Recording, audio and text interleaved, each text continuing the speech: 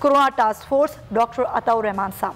Doctor साहब बहुत शुक्रिया आपका। सर सबसे पहले तो मैं ये जानना चाहूँगी कि नई जो इकसाम पाई जा रही हैं वायरस की, कोरोना के, अब खुद पाकिस्तान में जो कई लोगों के टेस्ट हुए हालिया दिनों में, उनमें न सिर्फ जनूबी अफ्रीकी, यूके वायरस जिसकी बार बार बात की जा रही है, इनके बरतानवी वायरस, और एक ब्राज़ीलियन वायरस की बात की जा रही है। ये क्या वायरस है, ये कितना ख़तरनाक साबित हो सकता है अगर किसी को हो जाए और उसने वैक्सीनेशन ना की हो? जी शुक्रिया। बिस्मिल्लाहिर्रहमानिर्रहीम। ये हम टेस्टिंग जो है ये मेरी ही लेबोरेटरी में कराची यूनिवर्सिटी में जो Jamilur Rahman centre for genomics research है, वहाँ रोज़ाना की बुनियाद पे हम टेस्टिंग कर रहे हैं कि वायरस किस तरह अपनी हैयत, अपनी जो शक्ल है वो तब्दील कर रहा है।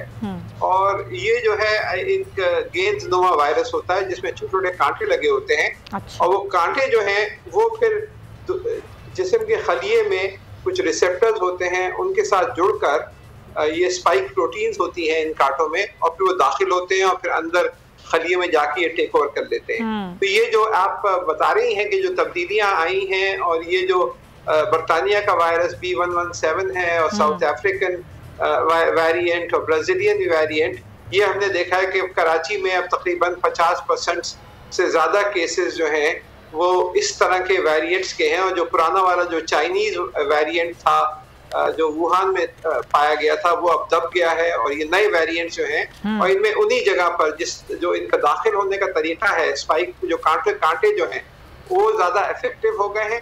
तो बहुत कम तादाद में ये अब अटैक कर सकते हैं, बहुत ज़्यादा दूर तक फैल सकते हैं, बहुत ज़्यादा बीमारी हो सकती है इससे, और बहुत ज़्यादा अमवात हो सकती हैं। और यही सूरत हाल हिंदुस्तान में हुई है। हिंदुस्तान में 2 और म्यूटेशंस हो गई हैं इन्हीं स्पाइक प्रोटीन्स की ही जगह पर, इन कांटों में ही। और एक तीसरी म्यूटेशन, एक तीसरी वेरिएंट जो है वो बंगाल में डिस्कवर हुआ है, जिसकी वजह से वहाँ पे एक तो मिस गवर्नेंस हुई है हिंदुस्तान में कि उन्होंने आखिरी पिछले 4 रोज 5 रोज 6 रोज पहले तक वहाँ पे मजहबी फेस्टिवल हो रहे थे, और बड़े बड़े वो हो रही थी कॉन्फ्रेंसेस, और फिर होली का त्यौहार मनाया गया, इज्तिमा हो रहे थे, और मोदी साहब खुद उस इज्तिमा में शरीक हो रहे थे और कोई मास्क नहीं पहना था। तो देखिए क्या सूरत हाल हुई है। तो ये एक बड़ी खतरनाक सूरत हाल है। जो एक्चुअल फिगर्स है हिंदुस्तान में वो कहीं ज्यादा है। कोई बरतानवी और जर्मन और दूसरे अखबारों के का अंदाजा ये है कि 5 से 10 गुना ज्यादा हो सकते हैं ये फिगर्स जो आपको। लेकिन डॉक्टर साहब एक चीज जरा हमें समझाइएगा कि आपने डायरेक्ट भारत की बात की, भारत में सबसे ज्यादा वैक्सीनेशन हुई। अगर पाकिस्तान से मुकाबले की बात की जाए तो पाकिस्तान के मुकाबले में ज्यादा लोगों को उन्होंने वैक्सीनेट किया, लेकिन जो वायरस था वो नुकसान बहुत पहुंचा रहा है। तो क्या वैक्सीनेशन के बाद भी ये वायरस उसी तरीके से नुकसान पहुंचाता है आपकी बॉडी को, या फिर फर्क होता है वैक्सीन लगने के बाद? बात यह है कि भारत में बहुत ज्यादा वैक्सीनेशन, अगर आप भारत की आबादी देखें जो कि 1.25 अरब या 1.4 अरब है, तो उसका 1 से 2% सिर्फ वैक्सीनेट हुआ है। हालांकि वैक्सीन उसके पास हैं, लेकिन जो गवर्नेंस सिस्टम है वो इतना नाकिस है कि 1 से 2% कवर पाए हैं, जबकि दूसरे ममालिक जैसे इसराइल देखें, यूनाइटेड अरब एमिरेट्स देखें, वहाँ तकरीबन 100% वैक्सीनेशन हो गई है। लेकिन यहाँ पे सिर्फ भारत में तो वैक्सीन हो या ना हो कोई फायदा नहीं हुआ उनको, हालांकि वो इतनी वैक्सीन बनाते हैं और दुनिया के दूर दराज इलाकों में एक्सपोर्ट भी करते हैं, तो खुद अपने मुल्क में वैक्सीन नहीं लगा पाए, और इस वजह से ये बहुत तेज फैला। दूसरा जो आपने पूछा कि क्या वैक्सीन लगने के बाद भी आपको इन्फेक्शन हो सकती है, तो जवाब है या जी हाँ, बिल्कुल हो सकती है।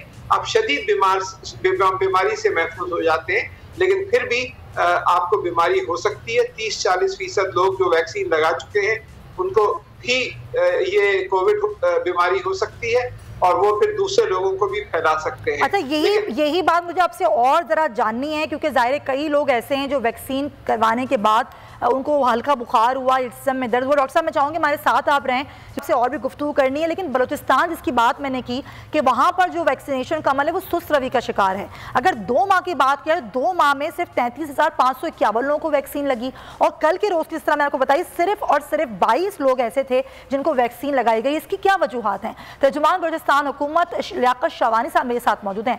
लियाकत साहब बहुत शुक्रिया। ये क्या वजह है कि सूबा बलूचिस्तान का यहाँ पर वैक्सीन लोगों को इतनी तेजी के साथ लग नहीं पा रही? कल के दिन में सिर्फ 22 लोगों को वैक्सीन लगी। जी, हमारे बलूचिस्तान के लोग जो है कोरोना को भी संजीदा नहीं ले रहे और कोरोना के तदारुक के लिए जो SOPs है उसको भी संजीदा नहीं ले रहे और उनकी मुस्तकबिल के बचाव के लिए जो वैक्सीनेशन है उस पर भी उनका ध्यान नहीं जा रहा। बुनियादी जो है वजह यह है कि सुस्त रवि का शिकार है ये अमल। लेकिन ये कि हमने जो हमारे फ्रंट लाइन हेल्थ वर्कर्स है तो मैंडेटरी हमने उनके जो है अब तक 16,408 लोगों को फर्स्ट डोज वैक्सीन के प्रोवाइड किए और 11,497 लोगों को सेकंड डोज, ये 60 4,087 जी लोगों को जो है फर्स्ट डोज और 1,083 लोगों को सेकंड डोज हमने प्रोवाइड कर दिया। इसके अलावा 60 इयर्स प्लस के लोगों को जो हमारा दूसरा है कैंसाइनो अच्छा वैक्सीन, वो भी 1000 डोजेज हमने प्रोवाइड किए और 35 लोगों को जो प्रिजनर्स में प्रिजनर्स उनको भी हमने प्रोवाइड किया और हमारे पास इस वक्त 38,851 वैक्सीन के डोजेज जो है अवेलेबल हैं और दीगर भी फेडरल गवर्नमेंट जो है जो उनको रिसीव हो रहे हैं लैटरी बुनियाद पे उन्होंने कहा कि बलूचिस्तान को। आप लोगों का प्लान क्या है कि आपने कितने अरसे में कितने लोगों को वैक्सीन लगानी है, कितने % लगानी है और लोगों की तरफ से रिस्पांस कैसा है? क्या रजिस्ट्रेशन करवा रहे हैं लोग?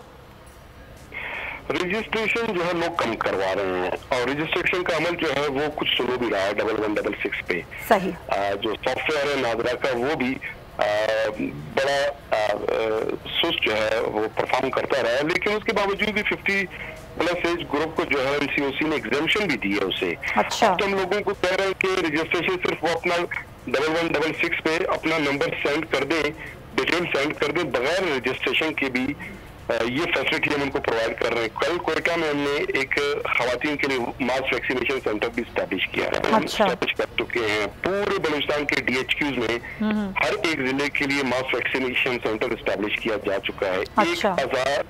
199 अडल्ट वैक्सीनेशन सेंटर पूरे बलूचिस्तान में स्टैब्लिश हो चुके हैं। तो हमारे हैंड पे कोई उसमें कमी नहीं है, सारे फैसिलिटीज हमने प्रोवाइड किए हैं, डोजेस कुछ अवेलेबल हैं और भी आ रहे हैं और प्लान हमारा ये है कि इस साल के आखिर तक हम बलूचिस्तान के मैक्सिमम लोगों को वैक्सीनेट कर सकें। लेकिन उसमें यह है कि लोगों का रिस्पांस अभी तक स्लो है, कुछ मिथ जुड़े हुए हैं कोरोना वैक्सीनेशन के साथ। अब ये जो थर्ड वेव में केसेस बढ़ना शुरू हो गए हैं, अब मैं महसूस कर रहा हूँ कि लोगों का एक रुझान इस तरफ आना भी शुरू हो गया। और दूसरा ये है कि हमारे जो यंग पॉपुलेशन है वो अपनी वैक्सीनेशन में इंटरेस्टेड तो नहीं।